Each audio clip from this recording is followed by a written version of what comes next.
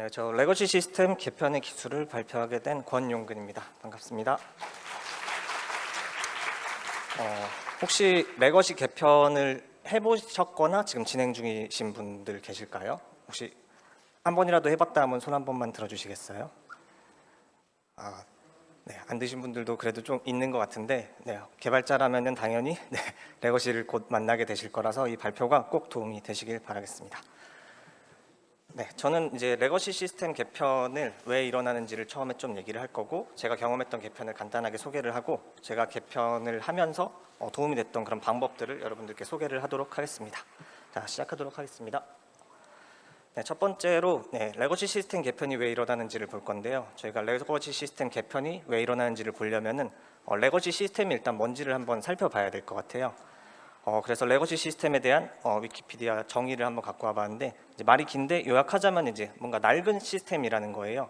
근데 낡았다라는 말이 조금 추상적일 것 같아서 이거를 제 경험에 빗대서 몇 가지 사례를 한번 소개를 해보도록 할게요.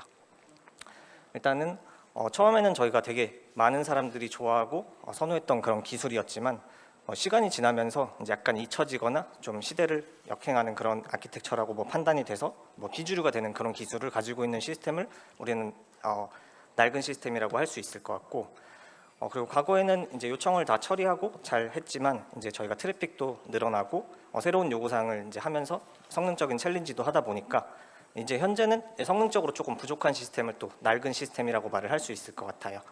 그리고 과거의 요구사항들은 저희가 주어진 대로 잘 수행할 수 있는 그런 시스템이었지만 이제 현재 가지고 있는 구조로는 더 이상 새로운 요구사항을 대응할 수 없는 그런 시스템도 저희가 낡은 시스템이라고 말을 할 수 있을 것 같아요. 이 세 가지 범주에 저희가 속해 있지 않은 그런 레거시 시스템도 분명히 있겠지만 일단은 제 개편 경험은 이 정도 세 가지 정도 범위로 축소를 할 수 있을 것 같아요. 그러면 이제 레거시 시스템을 알아봤는데 그러면 레거시 시스템이 항상 개편이 돼야 될까 또 한번 생각을 해볼 수 있을 것 같아요. 일단 첫 번째로는 현재는 비주류에 있는 그런 기술도 이제 이건 개발자한테 조금 미안한 얘기지만 개발자를 갈아내서 시간을 어떻게든 더 줘서 하면은 일을 할 수 있지 않을까라고 생각할 수 있고, 또 현재 성능이 부족한 시스템이라면은 이제 우리가 할 수 있는 돈을 더 들여가지고 스케일 아웃이든 스케일 업 같은 걸 해가지고 비용을 더 지불해서 해결을 할 수도 있을 거고, 새로운 요구사항을 대응할 수 없으면은 새로운 그냥 시스템을 만들어 버리는 방법도 있을 것 같아요.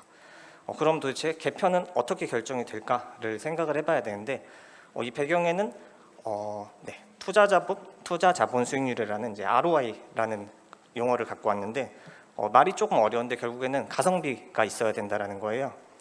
우리가 노력을 들인 대비 우리가 얻을 수 있는 게 어느 정도인가를 측정을 해야 되는 거겠죠.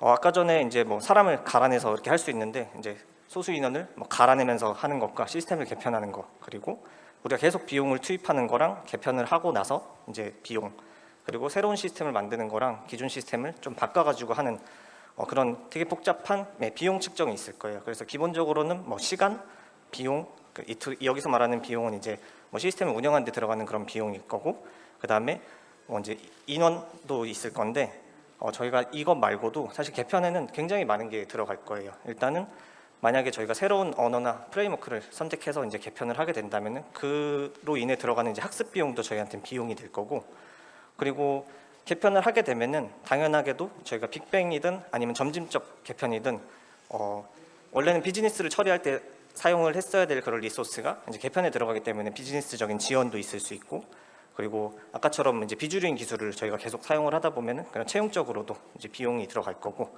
그다음에 퇴사 리스크나 아니면은 이 시스템이 버틸 수 있는 한계치 같은 거를 모두 고려를 해가지고 저희는 계산을 해야 될 거예요. 이 비용이 들어가는 과정이 굉장히 복잡해서 사실은 저희가 이거를 명확하게 말을 할 수는 없을 거예요. 하지만 이 들어가는 비용 중에는 상당 부분이 이제 개발자들이 그래도 측정을 할 수 있는 그런 상황도 있을 거예요. 그래서 저는 개인적으로는 개발자들만 알아차릴 수 있는 그런 지표들은 직접 푸시해가지고 설득을 하는 그런 필요도 있다라고 생각을 해요. 네, 결국에는 되게 어렵게 이제 계산을 한 비용을 저희가 계산을 해가지고 이제 결정권자들이 있겠죠. 그런 결정권자들이 결정이 있을 건데 이 비용 측정을 현재 시점으로만 했을 때는 도움이 별로 되지 않을 수도 있어요. 우리가 이제 생각을 해봐야 될 거는 시간인데요. 이제 비용과 시간에 저희가 그래프를 이제 일반적으로 얘기를 하면은 기존 시스템을 계속 운영하게 되면은 운영에 들어가는 이제 유지보수 비용이 계속 점점 늘어날 거고, 개편을 한다라고 하면은 개편에 들어갈 때는 비용이 약간 올라가겠지만 이제 이전보다는 운영에 들어가는 비용의 시간 대비에 그 기울기가 줄어들겠죠. 네, 그래서 적당한 시기에 개편을 하게 되면은 되게 적은 비용을 들여서 우리가 계속 시스템을 운영할 수 있겠지만, 개편을 좀 늦게 했다라고 하면은 기존 대비에 되게 많은 비용을 쓰게 될 거예요. 이 비용이 어떤 비용일지를 우리가 생각을 해봐야 되는데, 이 비용은 저희가 서비스를 지속시킬 수 있는지 아니면 성장시킬 수 있는지를 결정할 수 있을 만한 그런 비용이에요. 이 비용이 저희가 적절한 시기에 개편을 하지 못하고 이 비용을 유지보수하는 데만 계속 쓰다가 시장이 발전하는 속도나 그런 타이밍을 따라가지 못하고 결국에 뒤처지거나 도태되는, 그러면은 이제 서비스가 좀 무너지겠죠. 네, 그래서 결론으로 얘기를 하면은 레거시 시스템 개편은 우리가 개편의 이 복잡한 비용을 계산하고 예측해서 결국에는 서비스를 지속시키고 성장시키기 위해서 일어난다라고 할 수 있을 것 같아요. 결국엔 지속 성장시키기 위해서는 개편이 적절한 시기에 필요하다라는 거죠. 그래서 제가 여기서 말하고자 하는 거는, 개편은 우리가 서비스를 지속시키고 성장시키기 위해서 반드시 필요한데 그 일이 엄청나게 중요한 작업이다, 그리고 중요한 일이다라는 걸 여기에서 말씀을 드리고 싶었어요. 네, 그래서 제가 경험한 개편을 말씀을 드릴 텐데, 제가 개편한 그 경험을 말하려면은 제가 지금 이제 배달의 민족에서 개발을 하고 있는데 배달의 민족 이제 사용법을 조금 말씀을 드려야 될 것 같아요. 일단은 저희 배달의 민족 사용하려면 로그인하고 그 다음에 이제 가게 목록 들어가고 또 가게 이제 들어가서 메뉴를 골라서 주문을 하고 또 결제를 하게 되겠죠. 네, 제가 했던 개편 경험이 역순으로 진행이 됐더라고요. 저도 보니까. 그래서 결제 시스템이랑 주문 시스템, 가게 노출, 회원 시스템 이렇게 개편을 제가 했었는데, 이 결제 시스템 개편은 저희가 2018년도는 이제 배달의 민족이 거의 2배, 3배씩 성장을 하는 그런 시기였는데, 기존 대비 이제 너무 많이 성장을 하다 보니까 데이터적인 좀 한계가 와가지고 데이터베이스를 파티셔닝하는 그런 결정을 했어요. 결제 시스템에다가. 네, 그래서 결제 시스템을 데이터베이스 파티셔닝을 도입하는 그런 결정을 했고요. 아마 이 밖에 지금 네, 그 개발바닥 공개 방송을 할 텐데 거기에 이제 호돌맨님이라고 계신데, 그 당시에 그분이랑 제가 같이 진행을 했었는데, 이게 아이러니하게 또 그분이랑 저랑 인프랩에서 이렇게 경쟁을 붙여서 지금 밖에서 네, 방송을 하고 계십니다. 네, 네, 그 다음에 바로 제가 주문 시스템도 개편을 했어요. 주문 시스템도 마찬가지인데 성장이 되게 가파르다 보니까 지금 가지고 있는 이제 데이터 모델링 자체가 이제 더 많은 트래픽이나 주문을 저희가 받을 수 없는 그런 상황이라고 판단을 해서 이제 데이터 모델링을 바꾸고 도메인까지 완전히 뜯어 고치는 그런 개편을 했습니다. 네, 여기서 또 이 주문 시스템 개편은 저 밖에 계신 그 향로님이랑 같이 진행을 했었는데 네, 그분도 저기 밖에 계시죠. 네. 네, 그리고 이제 가게 노출 시스템 개편은 저희가 새로운 비즈니스를 수용하려고 예전에 먼데이 프로젝트라는 큰 프로젝트를 했었어요. 저희 그 프로젝트에서 이제 새로운 비즈니스를 수용하기 위한 거였는데, 그쪽에서 이제 광고라든지 가게라든지 하는 시스템들도 똑같이 개편이 됐는데, 이제 노출 서버 쪽도 당연히 개편이 필요하기 때문에 개편이 들어갔고, 이때 당시에 가지고 있는 이제 프레임워크가 플레이 프레임워크라는 프레임워크를 쓰고 있고, 언어도 이제 좀 다른 언어를 쓰고 있었어요. 그래서 좀 이제 유지보수하기 힘든 그런 상황이었던 프로젝트였고, 네, 결국에는 거의 이제 데이터 모델링부터 해서 프로젝트 자체를 아예 새로 만드는 그런 개편이었다고 보시면 될 것 같고, 그리고 회원 시스템 개편은 이제 비즈니스 확장이랑 사실 회원이라는 도메인이 크게 관련이 없다라고 생각을 할 수도 있어요. 그래서 약간 2021년까지 되게 오래 잘 버텨준 그런 시스템이 이제 인프라 한계치를 사용하고 있었어요. 저희가 AWS를 사용하는데 거기에서 사용하는 이제 비용의 최대치를 사용을 하면서 이제 회원 시스템을 운영을 했는데, 더 이상 이제 스케일 아웃이나 업을 할 수 없는 그런 상황까지 된 거죠. 네, 그래서 이제 그런 거를 개선하기 위해서 개편을 진행했고, 또 하나는 저 회원이란 도메인이랑 이제 인증이란 도메인이 같이 있었는데, 그 도메인을 이제 분리해가지고 더 회원은 회원답게 인증은 인증답게 처리를 하기 위해서 그런 개편을 진행했습니다. 네, 네, 이런 저의 개편 경험으로 제가 개편마다 항상 도움이 됐던 그런 방법들을 여러분들한테 이제 공유를 드리려고 합니다. 네, 본론입니다. 이제 개편의 기술을 시작하도록 하겠습니다. 네, 이거는 여기 모르시는 분들도 너무 많으실 것 같아서 생략하도록 하겠습니다. 네. 네, 첫 번째는 의존성을 한 방향으로 정리하라입니다. 이제 첫 번째로는 제가 코드적인 얘기를 먼저 조금 할 거예요. 때는 이제 주문 시스템 개편을 할 때인데, 제가 주문 시스템 개편하고 2019년에 세미나를 한번 한 적이 있는데, 그때 당시 이제 모듈에 대한 거긴 했지만 그때 당시에 뭐 컨몬 모듈이라는 데 있는데, 컨몬 모듈에 저주가 시작돼서 굉장히 힘들었다 하면서 제가 이제 말을 한 게 바로 스파게티 코드였습니다. 스파게티 코드, 스파게티 의존성이라고 하는데, 혹시 들어보신 분이 계실지 모르겠는데, 이게 객체나 컴포넌트의 의존이 참조하는 방향이 되게 복잡하게 꼬여 있어서 그 모양이 좀 스파게티 면 같다고 해서 이제 스파게티 의존성이나 스파게티 코드라고 하는데, 이 스파게티 코드를 이제 주문 시스템에서 좀 심각하게 가지고 있었던 상황이었어요. 아마도 여러분들이 앞으로 경험하시게 될 그런 코드들도 이런 코드일 가능성이 있을 수도 있어요. 네, 일단 스파게티 코드의 문제점은, 저희가 개편을 하려면 분명 코드를 어딘가는 수정을 하게 될 거예요. 그럼 그 코드를 수정했을 때 이제 발생하는 사이드 이펙트를 저희가 측정을 해야 되는데, 사실 이런 스파게티 의존성을 갖고 있는 경우에는 어떤 곳에서 문제가 발생할지를 측정하기가 굉장히 힘들어요. 지금은 제가 한 7개 정도의 컴포넌트에다가 6개인가? 네. 그리고 화살표로 그어놔서 이제 뭐 따라가면 대충 보일 수도 있는데, 이게 실제 코드에는 뭐 수백 개의 컴포넌트가 될 수도 있고, 그리고 코드에서 의존성이 참조가 되는 그런 상황이면은 이걸 따라가기가 굉장히 어렵습니다. 그 말은 곧 우리가 사이드 이펙트를 측정을 하기 어렵기 때문에 개편을 하기 엄청 무서운 상태가 됐다라고 말을 할 수 있을 거예요.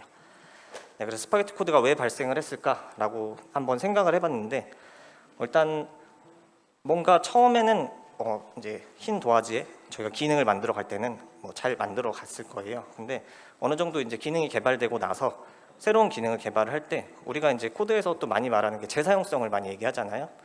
그 재사용성을 따라서 이제 B 서비스에서 뭔가를 하려고 했더니 기존에 저기 A 서비스에서 했던 그런 일인 것 같은데 하면서 이제 A 서비스의 코드를 뭔가 재사용을 할 수 있겠죠. 네, 그리고 이제 또 새로운 요구사항이 뭐 B 컨트롤러에 들어왔는데, 이때는 저기 C 쪽에 이미 구현이 돼 있네, 저거 써야지라고 하면서 기능을 따라서 계속 그냥 개발이 되다 보면은 어느새 아까만큼은 아니지만 일단 좀 스파게티 코드가, 스파게티 의존성이 만들어진 것 같아요. 네, 우리가 개편을 해야 될 텐데, 이런 의존성이 있는 상태로는 사실 리스크 관리가 너무 어렵기 때문에 할 수가 없을 거예요. 그래서 스파게티 코드를 일단 풀 수 있는 방법부터 제가 제안을 하려고 하는데, 그 주제가 바로 의존성을 한 방향으로 정리하라는 내용입니다. 네, 바로 방향을 설정을 하라는 건데요.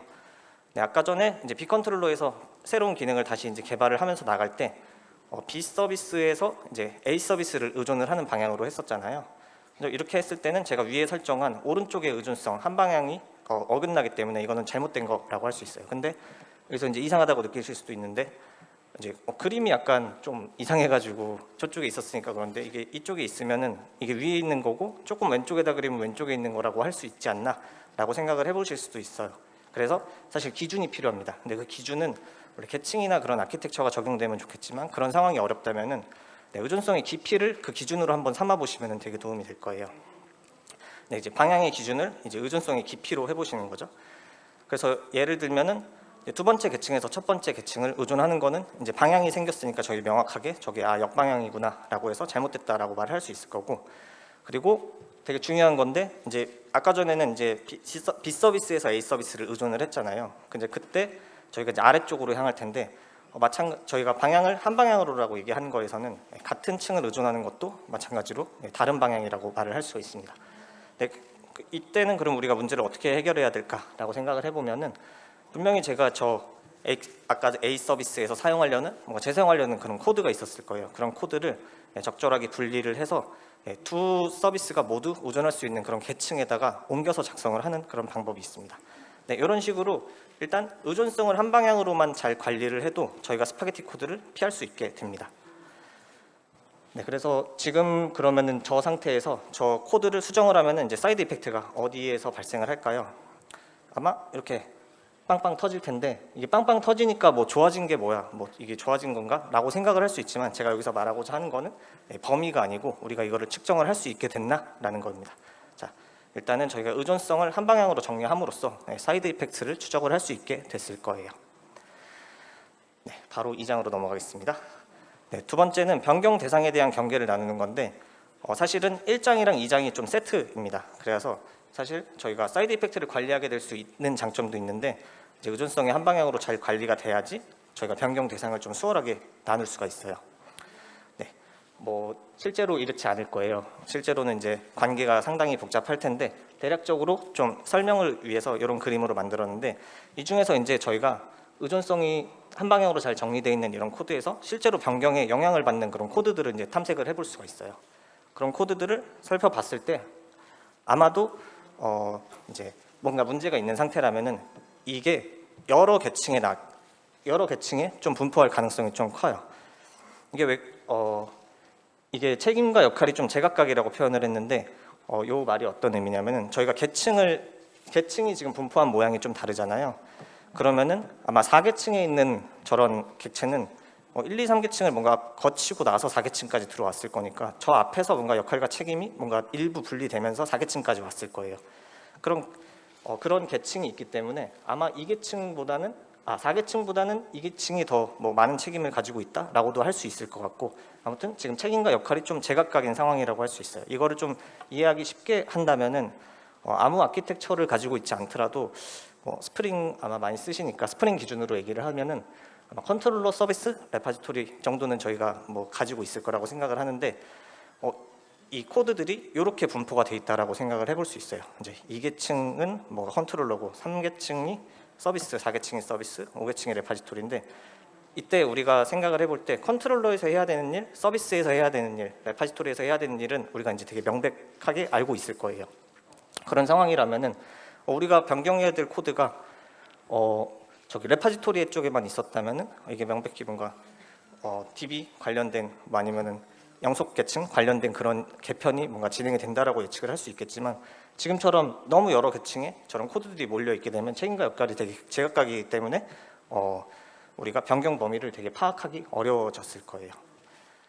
네, 이런 상황에서 이제 솔루션이 바로 변경 대상에 대한 경계를 나누는 방법입니다. 저 변경 대상들을 되게 간단하게는 그냥 나눠버리는 겁니다. 일단 계층을 다시 허물고 좀 나눠버린 다음에 방법으로는 저거를 뭐 패키지로 나눌 수도 있고 뭐 모듈로 나눌 수도 있겠죠. 네, 그 다음에는 이 나눠진 변경 대상을 그냥 우리가 하나의 계층이라고 우리가 이제 정의를 해보는 거예요. 그래서 하나의 계층이 되면서 그 계층에 여기에서 우리가 지금 하는 개편이 어떤 개편인지를 생각해보고 실제로 변경되는 코드들이 뭔지를 생각해보면서 이 계층의 책임이랑 역할을 다시 한번 우리가 정의를 해볼 수 있을 거예요. 예를 들면은 저는 결제 시스템 개편할 때 이제 데이터베이스 파티셔닝 얘기를 했는데, 이때 당시에 제가 변경 대상에 대한 코드를 모두 뽑아봤을 때는 명백하게 이거는 다 DB를 수정하는 그런 코드들이 완벽하게 다 물려 있더라고요. 그래서 그 코드들을 분리해가지고 저희 쪽에 하나의 계층을 잃었더니 이 계층은 우리가 원래 다뤘어야 될 인프라스트럭처 레이어이구나 라고 정의를 했었고, 네, 주문 시스템 개편에서도 비슷한 상황이긴 한데 인프라를 분리하고 나서 그 인프라 계층에서도 한 번 더 이제 책임과 역할을 좀 분리를 하다 보니까 뭔가 도메인 계층이구나라고 거를 좀 알 수 있었어요. 그래서 개편에서 다뤄야 될 우리가 계층을 좀 이런 식으로 맞지 않을 수 있지만 일단은 우리가 실제로 해야 되는 역할과 책임을 좀 명백하게 정의를 해보는 거예요. 그래서 이 개편에서 다뤄야 될 계층을 확보했다라는 거는 어쩌면은 사실은 원래 우리가 소프트웨어에서 다뤘어야 할 그런 계층인데 우리가 제대로 사용을 하지 않아서 아니면 제대로 응집을 하지 않아가지고 다루지 못하고 있었던 그런 계층일 가능성이 있을 거예요. 네, 이런 계층을 확보했다면은 이제 계층의 책임과 역할에 의해서 분리가 될 수 있어요. 이제 저 계층의 책임과 역할에 맞지 않는 그런 코드들은 이제 다른 계층 바깥쪽으로 좀 빼버리고, 또 반대로 그리고 반대로 저 계층의 책임과 역할에 들어와야 될 그런 코드들은 타 계층에서 이제 이 안으로 흡수를 하면서 코드가 어느 정도 정리를 할 수 있을 거예요. 네, 이렇게 함으로써 우리가 얻을 수 있는 거는 뭐냐면은 되게 제각각이던 책임이랑 역할의 범위가 있는데 걔를 이제 하나의 계층으로 모으고 그 계층의 역할과 책임을 명백히 했더니, 우리가 책임과 역할을 명백히 했다는 거는 그 이제 책임이 명백하다는 것 자체가 이제 변경 범위에 대한 가시성을 우리가 확보할 수 있다라고 말을 할 수 있을 것 같아요. 네, 그리고 이제 변경을 어디를 해야 되는지도 되게 코드상으로도 명백해지겠죠. 네, 그리고 조금 이제 더 나가가지고 얘기를 해보면은 사실 이런 계층을 만드는 거는 사실 역으로 지금 가는 거예요. 사실은 우리가 아키텍처가 있는 상태에서 코드들을 만들어야 되는데 지금 그런 상태가 아니라면은 이런 방법으로 우리가 계층을 만들어 나갈 수 있다는 얘기인데, 그렇다면은 아까 전에 우리가 이런 의존성의 층으로도 뭔가 만들었을 거예요. 그러면 의존성의 층에도 한번 뭔가 역할이나 책임을 부여를 해보시면 좋을 거예요. 그러면은 조금 더 역할과 책임에 맞는 이제 우리가 가야 되는 진짜 아키텍처가 발견이 될 수 있을 수도 있습니다. 네, 그리고 세 번째는 테스트를 확보한다입니다. 자, 이제 잘 정리된 의존성과 그리고 우리가 변경해야 될 그런 대상들이 명확하다면은 테스트를 뽑아야겠죠. 그래서 테스트 코드를 뽑는다면은 이제 변경되는 애들이 저쪽에 다 몰려 있으니까 저쪽에 테스트 코드를 뽑으면 될 거예요. 근데 이제 한 가지 더 추천을 하는 거는 저희가 개편을 하게 되면은 이제 인터페이스는 약간 변경이 될 수 있어요. 그래서 그쪽 계층에 뭔가 한 단계 더 위에 계층까지는 테스트 커버리지나 테스트 케이스를 꼭 챙겼으면 한다라는 건데 사실은 이런 테스트를 작성한다는 내용 자체가 되게 당연하긴 한 것 같아요. 혹시 지금 테스트 작성하고 계신 분 있으실까요? 테스트를 작성을 안 하고 계신 분들도 있겠죠? 네. 네. 아무튼 테스트의 작성의 중요성이나 그런 부분은 제가 설명하기엔 너무 긴 부분이라서 일단 생략을 하고 넘어가면은 실제로 저희가 테스트를 이제 개편을 할 때 작성을 하면은 되게 좋겠지만 네, 현실이 그게 안 되더라고요. 네, 되게 어렵습니다. 개편이라는 작업이 우리가 그냥 작업을 한다라고 생각할 수도 있는데 개편이라는 건 항상 이제 일정이 좀 정해져 있는 상황이 많아요. 왜냐하면 비즈니스와 직접적으로 이제 연관이 돼 있을 가능성이 있으니까. 네, 그렇기 때문에 뭔가 시간적으로 이제 개편이 좀 부족할 텐데 사실 제가 이 장에서 말하고자 하는 거는 테스트를 확보하라라는 내용보다는 제가 개편을 하면서 어떻게까지 테스트를 확보를 했었는지를 그냥 소개를 드리는 편이 더 좋을 거라고 생각을 했습니다. 자, 가계노출 시스템 개편할 때는 아까 말씀드린 대로 이제 언어 프레임워크부터 데이터베이스까지 전부 다 변경이 된 그런 개편이었어요. 그래서 이제 사용자 인터페이스만 동일한 상태로 이제 시스템이 개편이 되니까 기존에 있던 테스트 케이스를 거의 재사용하기가 너무 힘들었어요. 일단 언어도 다르고 프레임워크 자체도 다르고 기술도 다르기 때문에 그래서 그대로 가지고 오지 못하지만 네, 이제 케이스를 그래도 저희가 조금 알고 있다면 가지고 올 수는 있겠죠. 하지만 네, 이것도 사실 시간이 너무 부족한 저희한테 그런 상황이었어요. 그래서 저희가 이제 3개월이라는 시간이 주어졌었는데 사실 저 테스트를 가지고 오는 것만 해도 한 달이나 2달 정도는 이제 소요가 될 것 같은 그런 예상이 들었었어요. 그래서 저희가 어떻게 했냐면은 네, 그냥 제이슨을 요청을 디프를 떠버렸습니다. 이 말이 뭐냐면은 저희가 로컬에서 테스트할 때도 이제 뭔가 엔드포인트를 이제 E2E 테스트를 결국에 한 건데 엔드포인트를 요청을 했을 때 그 요청이 기존 시스템 요청이랑 똑같은 결과가 나오는지를 검증을 했어요. 다행히 저 가계노출이라는 시스템은 이제 커맨드를 수행하는 시스템은 아니고 이제 쿼리만 수행하는 그런 시스템이라서 저런 방식을 조금 사용을 했죠.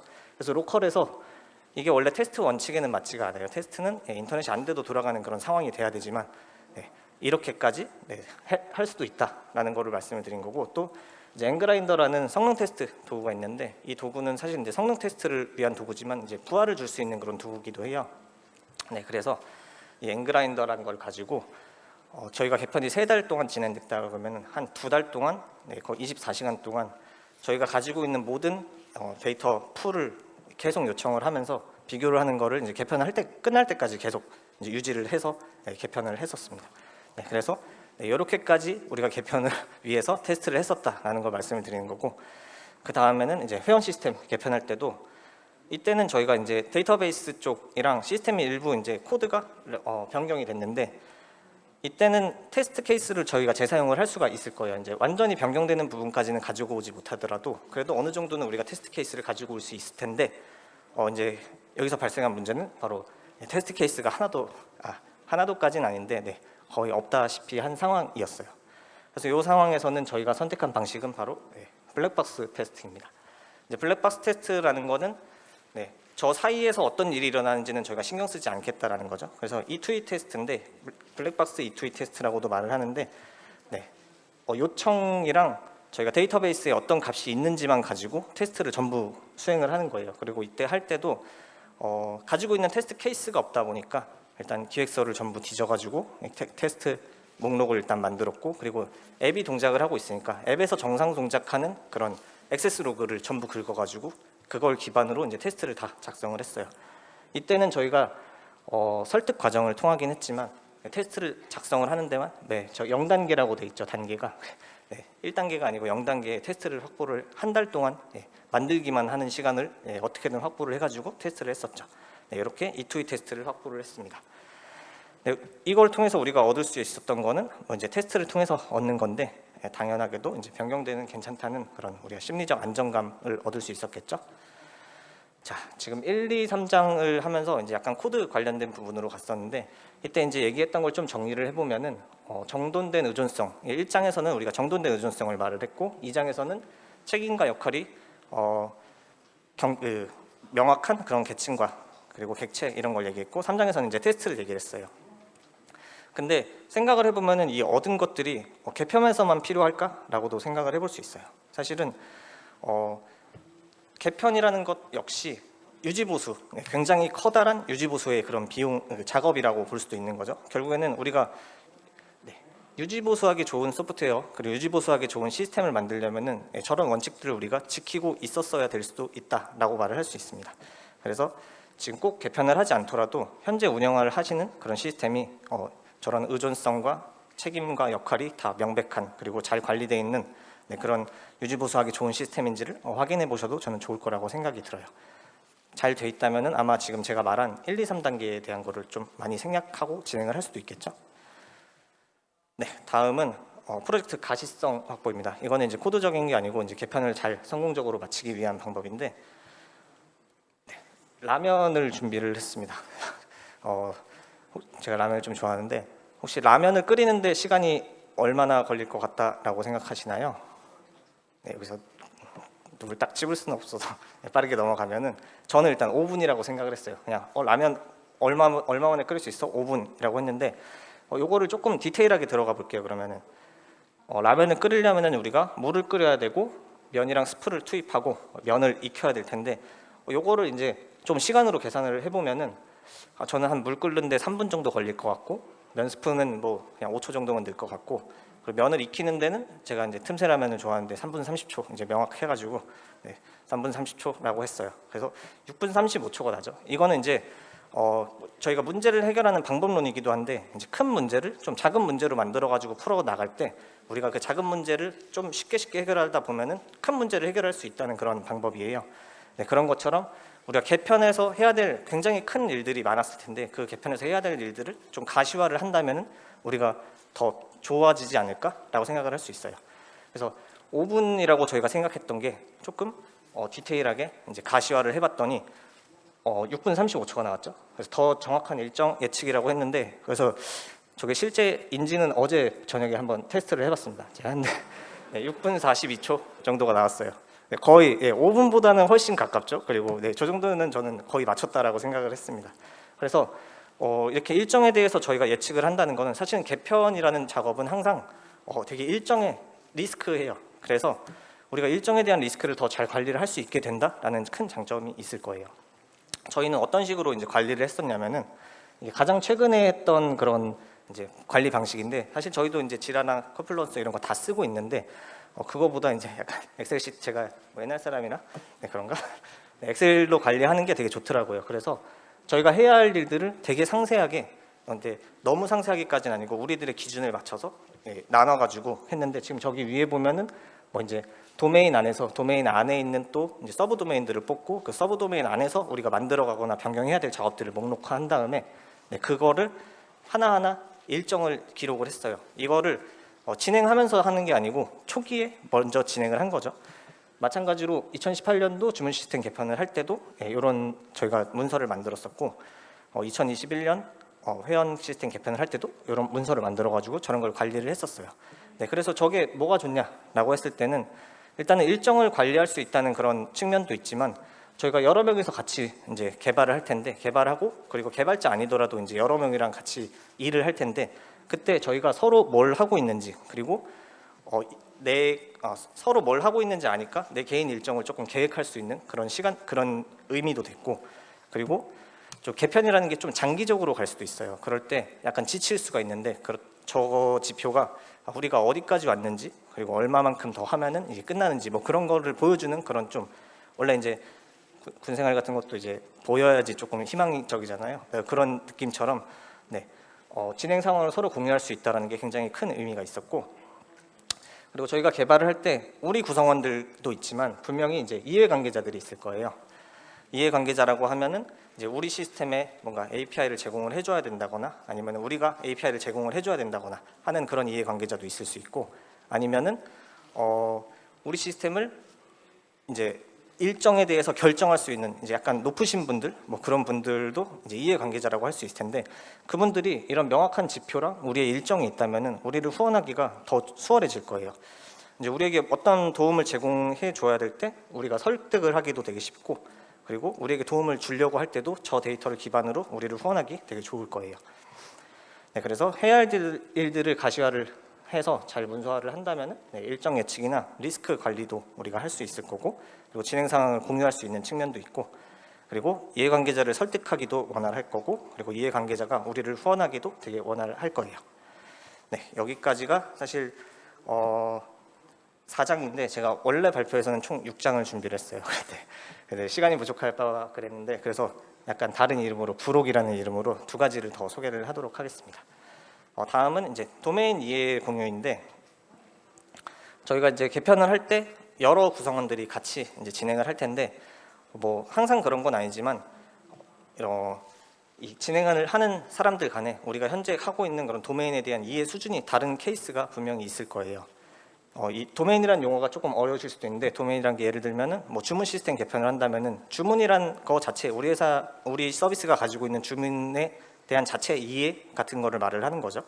그래서 구성원들 간의 이해가 이제 차이가 났을 때, 저기 이제 도메인 지식이 거의 없거나 되게 없는 약한 사람들은 도메인을 이해하는 데만, 이제 개편도 해야 되는데 도메인을 이해하는 데에만 엄청나게 많은 비용을 들여가면서 따라가려고 노력을 해야 되고, 그리고 이제 더 리스키한 거는 저 사람들은 의사결정 과정에 좀 참여를 하기가 힘들어져요. 그러면서 약간 그냥 코더가 된 것 같은 그런 느낌을 받을 수도 있고, 좀 주도적으로 할 수 없는 그런 느낌을 받을 수도 있어요.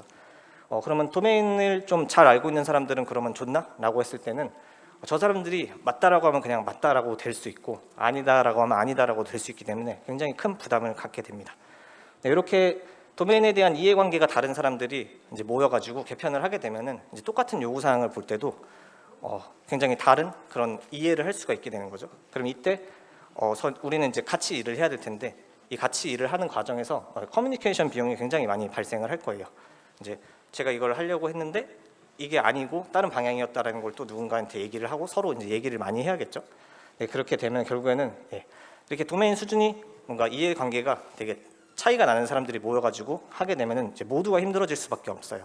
그래서 제가 추천하는 방식은 뭐 이벤트 스토밍이라고 들어보셨을지 모르겠어요. 그래서 이벤트 스토밍을 추천을 드리는데, 요거는 일단 말을 하자면 DDD에서 나오는 그 전술적 설계 과정이라고 해요. 그래서 조금 이제 이거에 대한 자세한 내용은 다른 이제 잘 좋은 발표가 있어서 여기다 첨부를 해놨으니까 참고를 해주시면 되고, 제가 이벤트 스토밍이라는 것 자체에 대해서 여기서 설명을 드리진 않을 거예요. 근데 이 방법이 어떤 역할이 있는지를 말씀을 드릴 건데, 이제 TDD에서 전술적 설계라는 부분에서 나오는 건데, 저는 확실하게 이제 TDD가 아니더라도 이거는 무조건 도움이 된다, 이 방법을 사용했을 때 도움이 된다라고는 거는 말씀을 드릴 수 있을 것 같아요. 이제 위키피디아에서 정의를 갖고 와 보면은 이벤트 스토밍은 소프트웨어 프로그램에서 어떤 일이 일어나고 있는지, 도메인에서 무슨 일이 일어나고 있는지 빠르게 알아내기 위한 방법이라고 얘기를 하거든요. 근데 이제 도메인이라는 게 용어를 이제 잘 풀어 보면은 우리가 해결해야 될 문제 영역이라고 보통 말을 해요. 그럼 결국에는 이벤트 스토밍은 우리가 어떤 문제를 해결해야 하는지를 좀 빠르게 가시화하고 알아낼 수 있는 그런 워크샵 기반 방법이라는 거죠. 그래서 이 이벤트 스토밍을 하게 되면은 구성원 전체가 이제 같은 선상에서 이제 도메인을 하나하나 다 가시화를 하는 그런 과정을 거치게 될 거예요. 그 거치게 되면은 도메인에 익숙하지 않은 구성원들도 그래도 어느 정도는 그 하나하나 만들어지는 과정에 이제 참여를 할 수 있게 되니까 도메인에 대해서 많이 배울 수가 있을 거고, 그리고 그 하나하나 만들어지는 과정에서 이제 궁금했던 거나 그 의문이 제기될 만한 부분들을 제기를 하면서 그러니까 기존보다 더 좋은 방법으로 개선하거나 그런 부분에도 이제 기여를 할 수 있을 거고, 결국에는 궁극적으로 이거를 함으로써 모든 구성원이 도메인에 대한 이해를 같이 공유해서 같은 방향을 나아갈 수 있게 된다라고 말을 할 수 있을 것 같아요. 그래서 회원 시스템 개편을 할 때를 사례로 들면은 일단은 당시에 한 3년 정도 이 시스템을 운영한 그런 이제 개발자가 한 분 계셨고, 그 다음에 사실은 이 개편을 위해서 투입된 개발자 2명이 있었어요. 그래서 저 도메인에 대한 지식이 거의 없었죠.